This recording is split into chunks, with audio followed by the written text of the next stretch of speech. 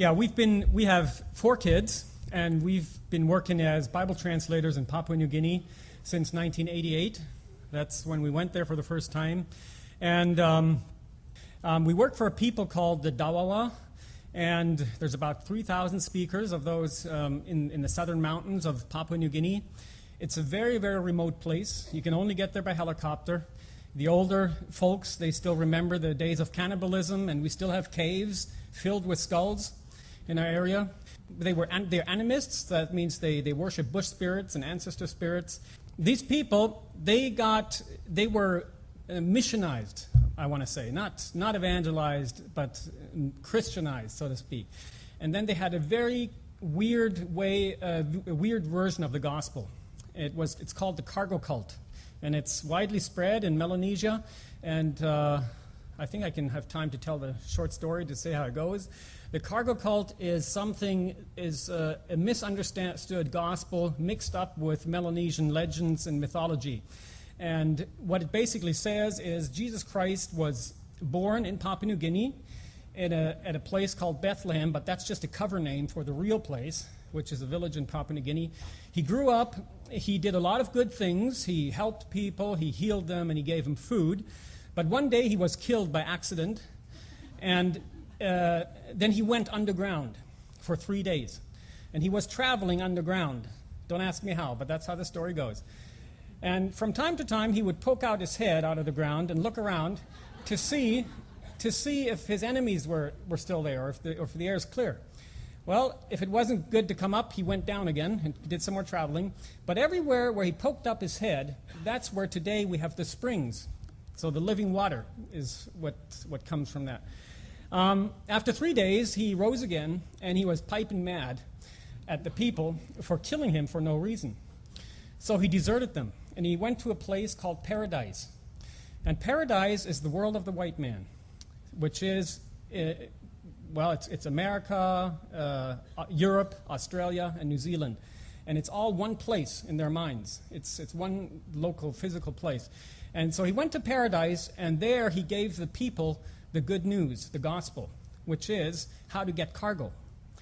And so it follows that nowadays all the white people, we have all the nice stuff, like cars and planes and TVs and whatnot, and the Papua New Guineans have nothing. But one day Jesus Christ will come back in power and glory and give them a lot of cargo. So that was the cargo cult.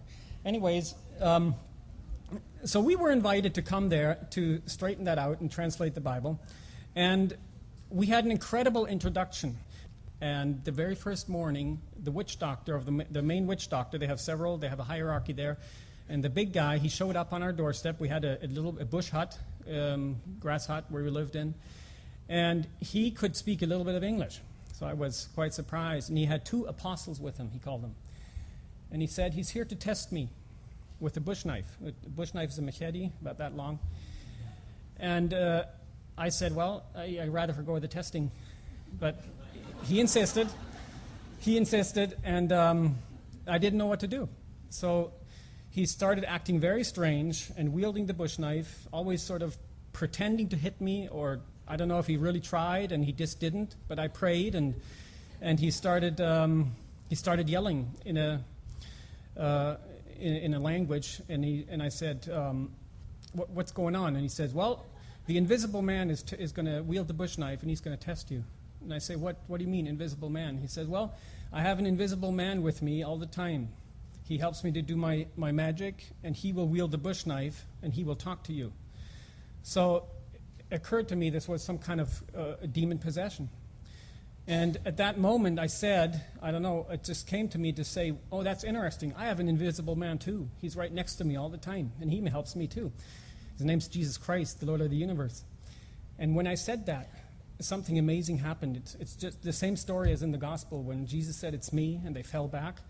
The guy fell over. He was like pushed back, and he stumbled and started yelling at the top of his lungs. And I called him back, and I said, what are you saying? And he said, I don't know. The invisible man said that. And so he started his test, wielding this bush knife at me. And after a while, he stopped, and he came up to me and said, okay, I know now I have to call you my Lord. And then he disappeared. And I don't know if he said that to me or if he said that to the Lord who was with me, but that's what he said. And then he went away. And the people witnessed that, and they were extremely impressed. They thought something's different with us, that this guy reacted to us in such a way. And anyway, so we started translating the Bible, and they were very helpful from the beginning. And the cargo cult, as we translated, I didn't go preaching every day, but just as we translated, the people woke up and said, "Wow, the cargo cult's not right." I said, "Yeah, you got it." And it completely disappeared in our area. Well, it's still around on the outskirts, but in our village and neighboring villages, it's completely gone. And when we dedicated the New Testament a couple of years ago, lots of things happened. The Lord showed his power in many different ways in those years that we've been there. And I could go on telling story after story like that of what the Lord has done. But when we had the dedication, there were representatives from each village, from the witch doctors, and they all came forward and they said, "On this day, we want to start something new in our life. We want to have that God of power in our life who gives us reason to live, and we want to get rid of all this magic and this worshiping of spirits." And they brought all their magical items, not books, but it reminded me of the story in Acts, in Acts 19, where they burned all those books. And they burnt their stuff that they used to do witchcraft and sorcery on an altar and publicly announced that now they're going to follow Christ only. And that was amazing. It was a surreal moment for us. One of the reasons, I often ask myself, why are the Dawas so accepting of God, and why are they so open? Because we've been doing ministry and evangelism all our life. I mean, my wife and I, we started back when we were teenagers. We were out on the streets doing street evangelism, and we smuggled Bibles into Russia and all those things. We often had the impression people aren't interested, and they couldn't care less of what we had to say. And I found out that people aren't ready necessarily to receive the gospel.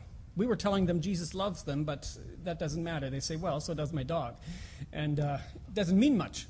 If you hang the gospel somehow in a vacuum, it doesn't mean much. They have to know why the gospel is there and what it frees them from and what possibilities it opens to them. Well, the Dawas had that. And that's why they were so receptive. And it came when we started to translate the word for God. God is always a critical word in translation because you never know what are you going to use. Going to use the English word or some of the local words? Well, we had a local word that we used, and it came from a legend. And the legend goes like this. In the beginning, there was Mam Tua. Mam Tua is a compound word of Mamai and Tua, which means birth-giving daddy. Not father, but it's the word for daddy. It's a very strange word, and it's the highest and most powerful being in Dawa mythology, and it's the only being that is absolutely just and correct and good, and it's the being who made and created everything, and all the attributes of this Mam Tua match exactly up with the God of the Bible. And so the story goes that Mam Tua made everything in the beginning. He made the world, and he made two people. Isn't that interesting? And he made a tree. And he planted the tree in the world, and the two people, and the tree, there was a rope hanging down from heaven that ended in that tree. And when the people wanted to connect with God, they would climb into the tree and then shimmy up the rope and be with God. And everything was good. At that time, there was no death or decay or sickness. There was always enough food. It was paradise. Well, one day, the two people did something wrong, and God was very angry, and he cut the rope. Mam Tua cut the rope. And from that day on, death entered the world, decay, anger, everything evil. And so the problem was that people could not reconnect to Mam Tua anymore because he was the one who cut the rope. That meant he's the only one who was able to restore that rope or to restore that relationship again. You couldn't restore it with magic, what they did with other spirits. So when we heard of that, we tried to tell that, use that word Mam Tua and introduce Jesus as Mam Tua's son, and suddenly a whole world opened for them. And this is the way back to Mam Tua.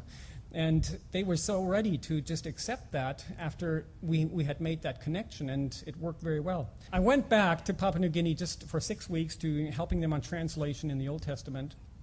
And they were asking me and said, well, how are we going to print this? So we were talking about printing the Old Testament stuff that we translated. And by the way, they said, can you also print some more New Testaments for us? And I said, what do you mean? We still have tons of boxes sitting in our house in the village, and there's more at the center. I said, no, they're all sold out. And people are starting to copy them already and everything. And I said, what's going on? And they said, everything is sold out. The people are crazy about the New Testament. And little church groups and Bible studies have started in every hamlet and village because they heard of what we had done, and they found out that from other Christians now that this book is the way to show them the way back to restore that relationship with Mam Tua. You can pray for the Dawa people. There's something great going on there. They're very simple in their faith. But God is doing a lot of great things and really glorifying His name over there in Papua New Guinea.